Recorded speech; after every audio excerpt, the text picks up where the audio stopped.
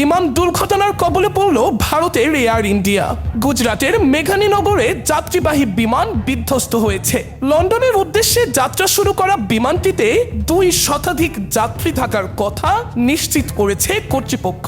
পুরোদমে উদ্ধার কাজে নেমেছে সংশ্লিষ্ট সব বাহিনী। তবে ঘটনার ভয়াবহতা এতটাই যে জীবিত উদ্ধারের আশা খুব কম বলে জানাচ্ছেন উদ্ধারকারীরা। ভারতীয় গণমাধ্যমগুলো বলছে 2 শতাধিক যাত্রী ও ক্রু নিয়ে বিধ্বস্ত হয়েছে এয়ার ইন্ডিয়ার যাত্রীবাহী এক বিমান। আহমেদাবাদের বিমানবন্দর থেকে উড্ডয়নের কিছুক্ষণ পরই দুর্ঘটনার কবলে পড়ে বিমানটি। বিধ্বস্ত হয় লোকালয়ে। এমনকি উড্ডয়নের পর খুব বেশি উঁচুতে উঠতে পারেনি বিমানটি। ভেঙে পড়ার 1 মিনিট আগে মেডে কলও আসে বিমানটি থেকে।